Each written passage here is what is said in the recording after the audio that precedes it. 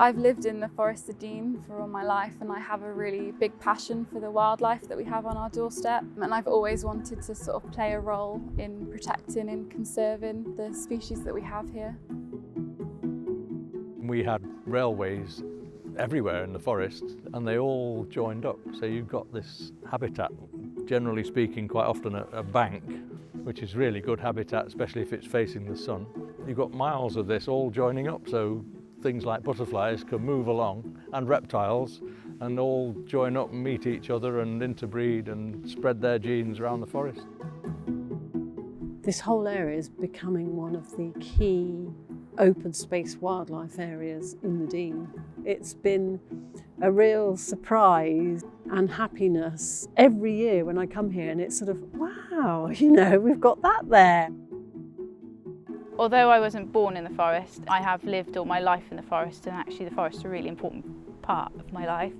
The Commoners Association work incredibly well. They're an important heritage part of the forest, so I think it's important that people understand it and it's celebrated that we look after nature so well. This is called the shade and tuft, one of the few named oak trees in the forest, and it's one that we've recorded as part of the Ancient and Notable Tree Project, which has been done by a number of trainee volunteers to try to find as many of these ancient trees around the forest, and also trees that have potential to become as large and grand as this fine specimen. My role is to plan and deliver habitat improvement work on woodland and heathland habitats in the Forest of Dean. This is to help combat some declines in some of our rarest bird species. We also carry out surveying and monitoring work just to keep an eye on populations, try and see whether the management that we're doing is actually successful and what more we can do. Projects like Forest is Forest are really good because it is raising awareness and carrying out really important habitat work. Sheep have naturally, throughout the years, maintained all these habitats, and people have hefted them to make sure that they are able to still trim verges, trim in amongst the trees, so they kept a lot of that open. And that benefits a lot of species like woodlark and nightjar that we're focusing on in the project. A lot of the free roaming sheep in the forest has dwindled over the recent years, and it means that this project was almost a response to trying to actually encourage people to go back into the forest and do what was naturally done for centuries and done so well. It was fairly dense conifer, dark underneath, no habitat here, but we knew it was adjacent to the really good habitat. So we clear-felled the conifers off here, and it gave us a blank canvas to create the habitat for all the key species of butterfly here. The grizzleds and the dingy skippers, the small pale-border fritillary and the wood whites, as well as all the other butterflies that we'll get here, like the small heath and the common blue.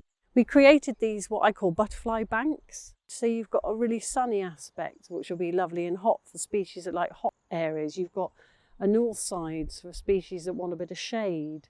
Again, under the Forest is Forest project, I brought in locally sourced butterfly caterpillar food plants, and we've planted about 3,000 plants here, plus seeds. I came here during lockdown and I had every one of my key species of butterfly on the wing.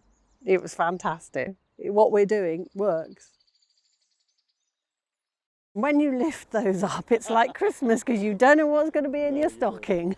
Well, basically we're looking for places around the forest where there might be reptiles.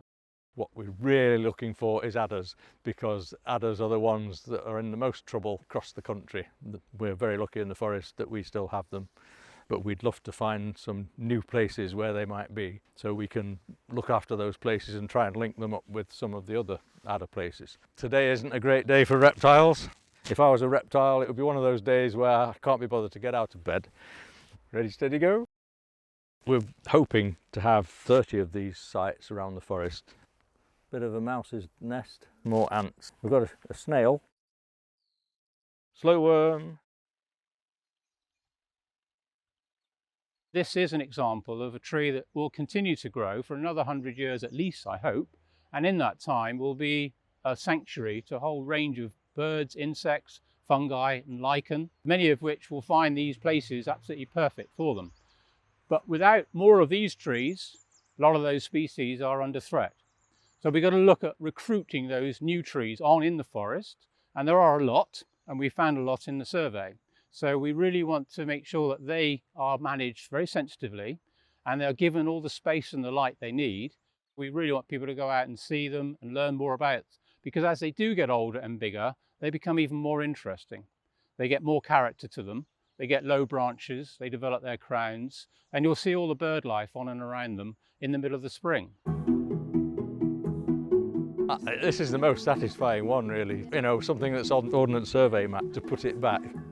These were ponds for the Crump Meadow colliery to run the steam engines that work all the machines on the colliery.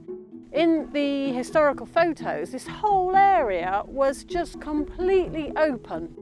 It would have been an amazing wildlife habitat as well as being a working colliery. So although we're doing it from a wildlife point of view, it was only here because of the industrial heritage here. Stood here one day in June and there was a male emperor dragonfly staking out the territory. I mean, that's really satisfying when you see that. We have a team of 3 working dogs. They are the most important, not only tool, but companion. They go through the thick and the thin of it with you, really. And they're out there in the driving rain with the same expression of why are we here as everyone else. We have amazing volunteers here. We're so lucky in the Forest of Dean. And we couldn't manage these sites without them. It's good to work towards conservation, but on a more landscape scale, working with lots of local organisations, Gloucestershire Wildlife Trust, Forestry England, to all achieve this common goal. It is so fulfilling when you actually see the species flourishing in what you've helped to create.